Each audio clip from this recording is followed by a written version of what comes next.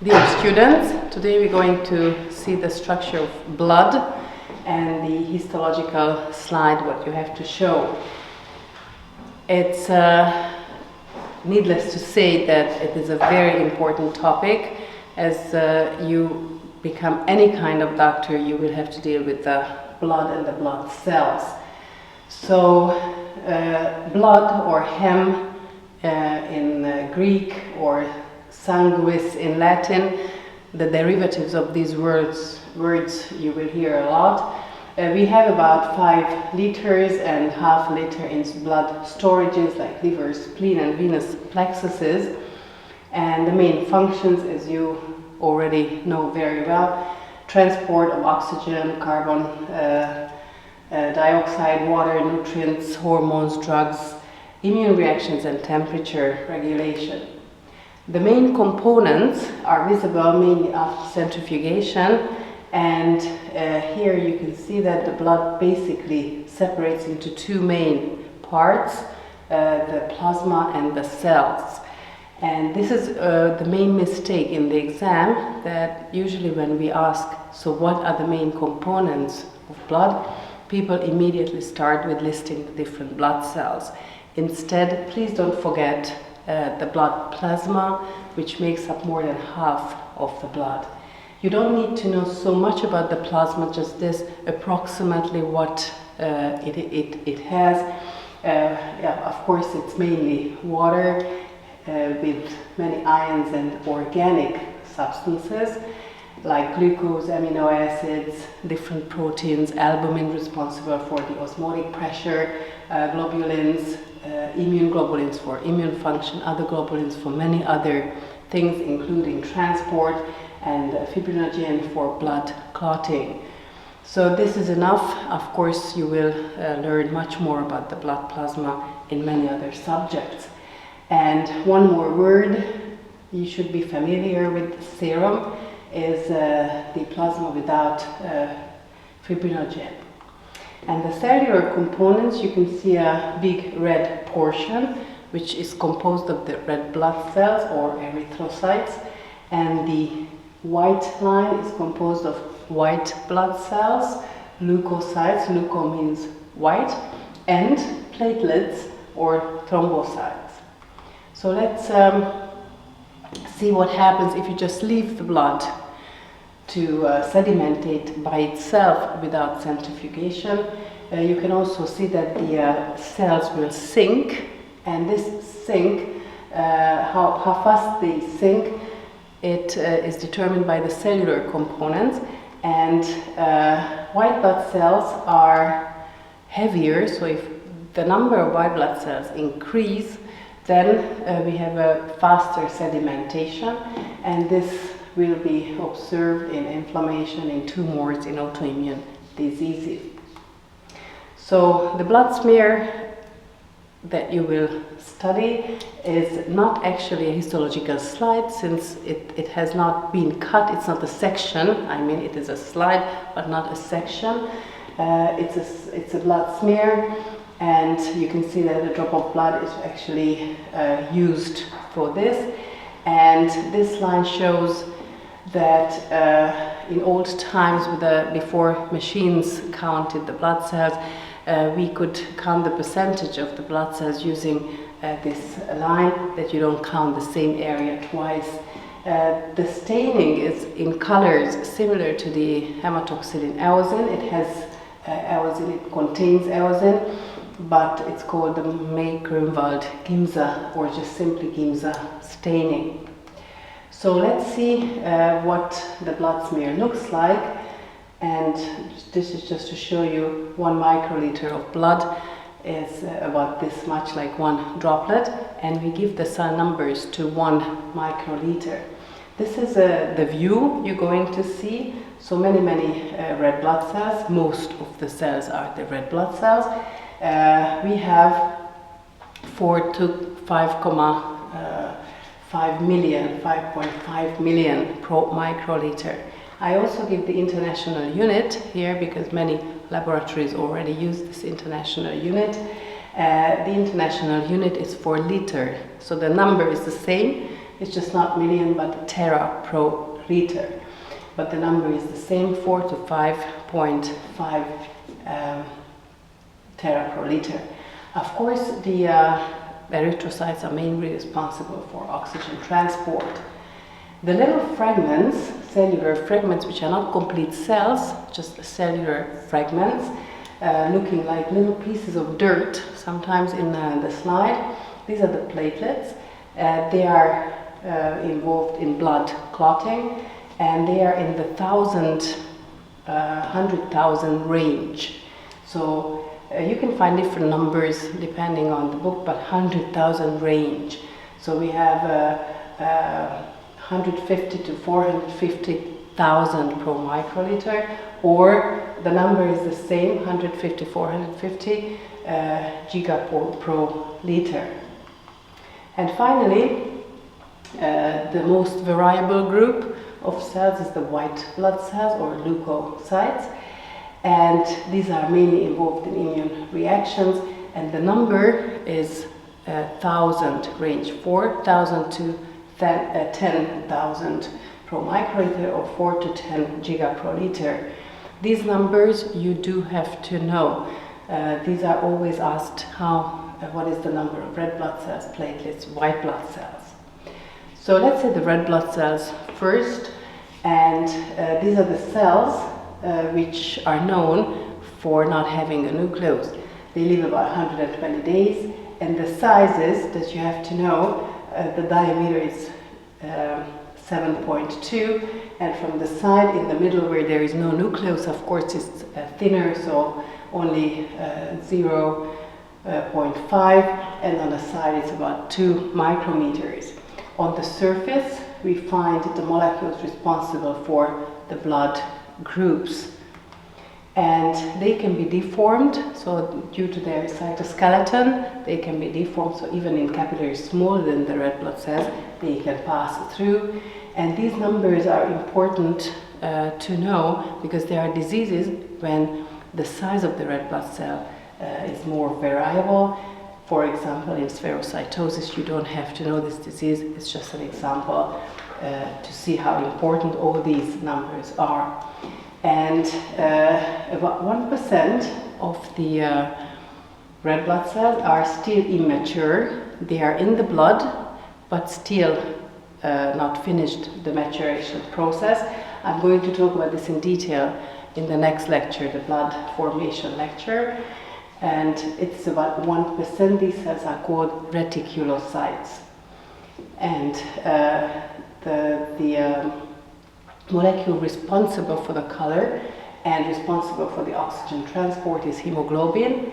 This is a huge molecule containing iron in the middle, and there are many hereditary diseases, including different hemoglobin variations, mutations, and you will learn this, of course, later in hematology, for example.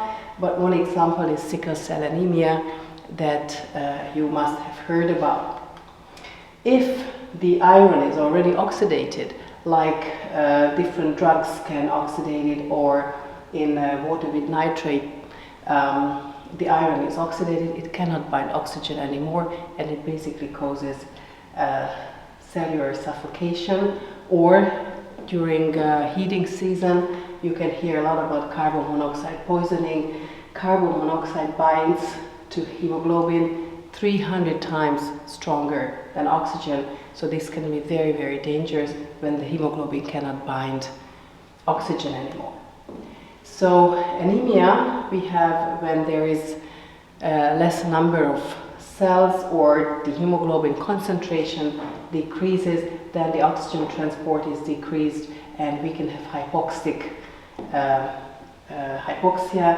And of course, with all the symptoms of hypoxia, the most common cause is iron deficiency.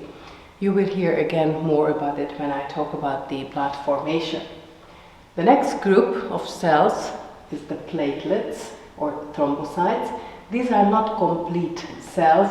They are little cell fragments between 2 and 5 micrometers, and they contain granules important for blood clotting.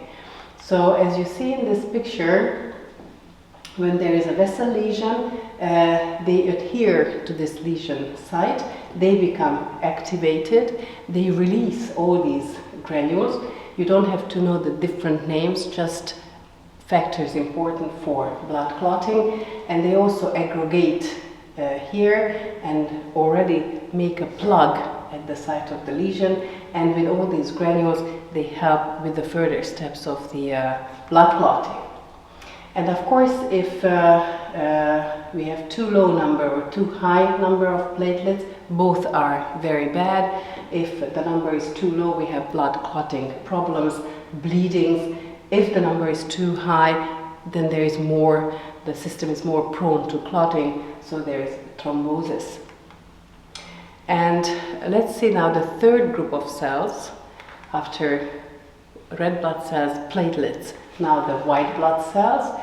Again, 4 to 10,000 is the number in 1 microliter. And the qualitative blood count tells you what percentage of the different cells we have within this number. And we have these basically these types of cells, granulocytes with the 3 subtypes, neutrophilic, eosinophilic and basophilic granulocytes, lymphocytes and monocytes. The granulocytes, as the name tells you, contains granules, different granules. The neutrophilic granulocyte contains granules that are very palely stained. The eosinophilic ones have huge red eosinophilic granules, and the basophils have huge basophilic granules. So these are the granulocytes. They all have very strange nuclei, not one round nucleus, but so-called segmented nuclei. In the neutrophils, it's a segmented nucleus with 3, 4, 5 segments. In the eosinophilic, it's 2 segments. In the basophilic, it has also a multi-segmented nucleus, but it's not visible due to the very large basophilic granules. The lymphocytes have very nice round nuclei, and the monocytes have a bean-shaped nucleus. If you look at the percentage, which determines the qualitative blood count, then you can see that most of the white blood cells are the neutrophilic granulocytes, and then followed by the number of lymphocytes.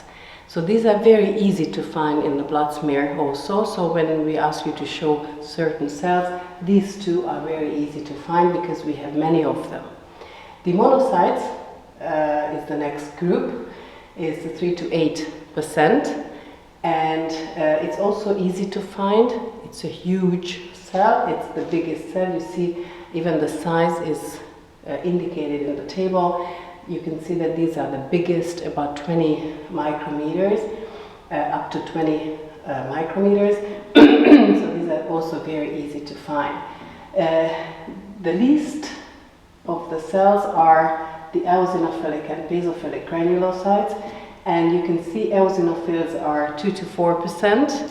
So if you are lucky, you can easily find them, but not necessarily. And basophils are very hard to find because even the complete absence of basophils is normal, can be normal. One more thing about the nucleus of the granulocytes, you can see that the segmentation doesn't, the cells are not born this way. The cells originally have a round nucleus, again, see blood formation picture. And when the nucleus starts to become segmented, first it has a C shape, then an S shape, and then the segments come. So these are the immature granulocytes. These are already sent to the blood from, or released from the bone marrow to the blood, but the number is less than 1%. You will hear why this is very important in a second. So a little bit more in detail about each of these cells. So neutrophils, the highest number, has very pale granules, and the nucleus can be 3, 4, even the older ones 5 segments. and the immature ones, the young ones, have a C or S-shaped nucleus.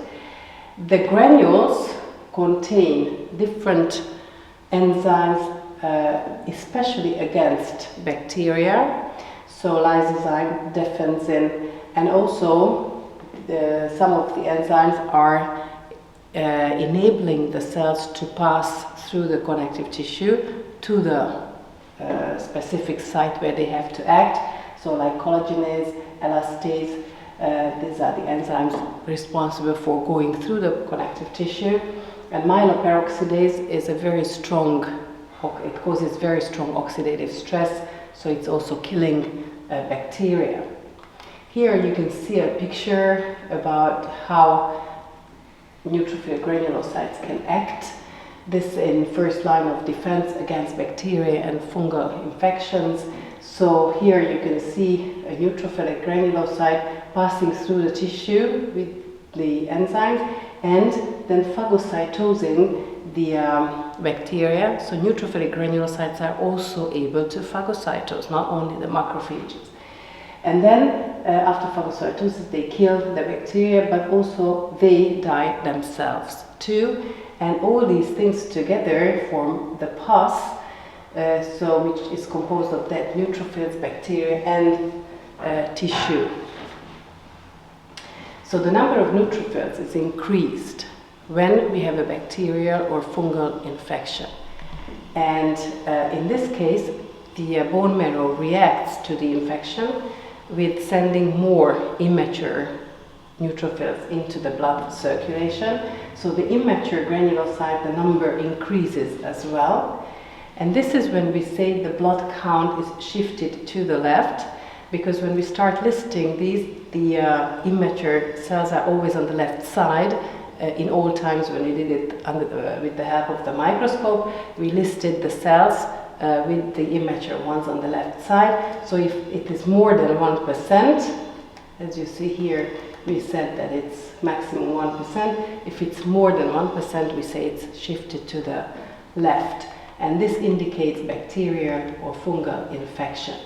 If we don't have enough neutrophilic granulocytes, of course the body is not able to fight against bacteria or fungi, and you will learn it in pharmacology, but many drugs have this as a side effect, and the patient is more vulnerable to bacterial or fungal infection. The next group is the eosinophilic granulocytes or eosinophils.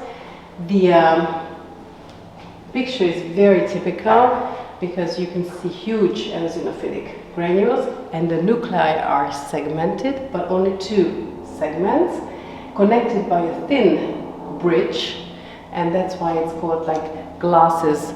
The nucleus looks like glasses. And the granules contain again enzymes important in parasitic infections and allergic reactions. So no wonder that the number of eosinophils is increased if somebody has allergy or a parasite infection. And here you can see an example of tissue allergic nasal mucosa, and you can see that there are many eosinophilic granulocytes if somebody has allergy, many more than normal.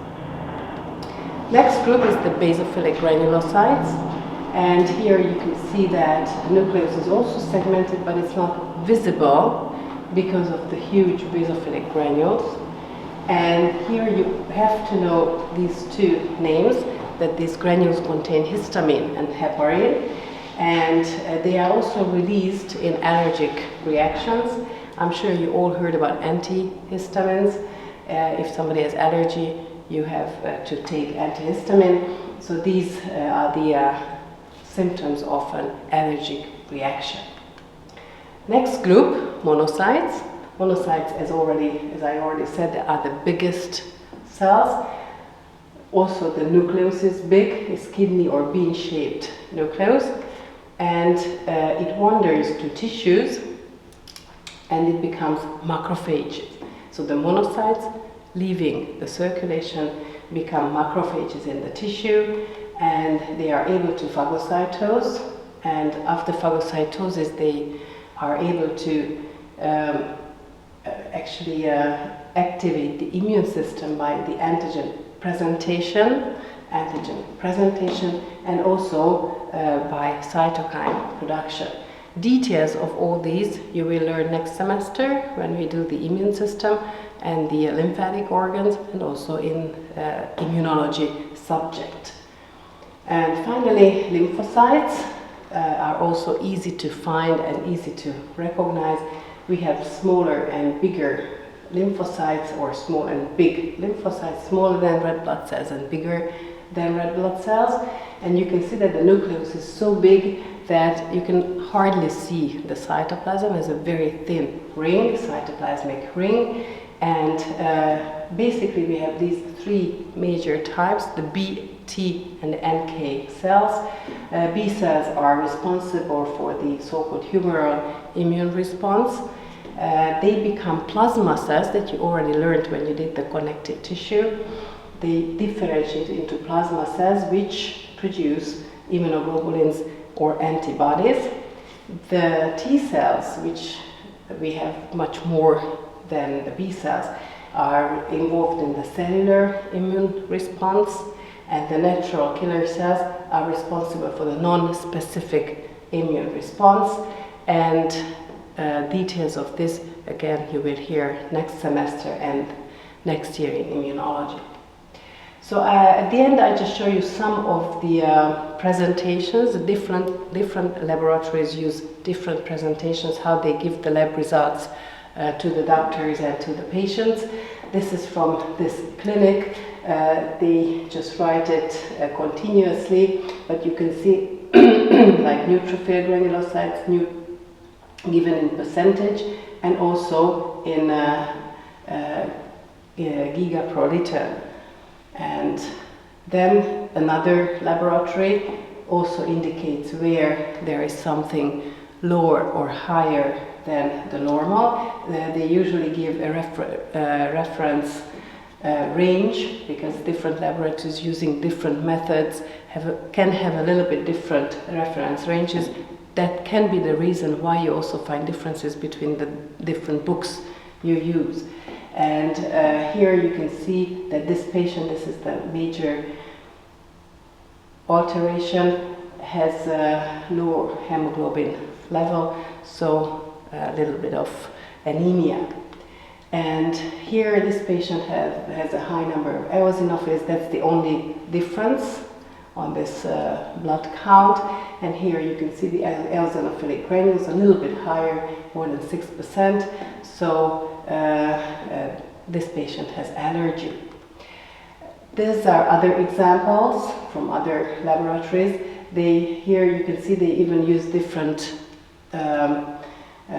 ranges, but here you can see other examples. And this one, if we just want to take a very short look, here just concentrate on these circled numbers, the number of leukocytes and the number of platelets. Here you can see a patient having an operation. This was at admission, 6,000 leukocytes, this is completely normal, and 200,000 platelets, also normal. After the operation, 10 days, we have completely changed numbers, 41,000 leukocytes, which is very high, so it already shows a possible infection, and after operation you can have a post-operative infection, and the platelet number is dangerously low. This is a very, very low number, 25,000. This is from a German laboratory. Here you can also find the eosinophilic granulocytes too high, so this is another allergic patient. So with this, I would like to thank you for the attention.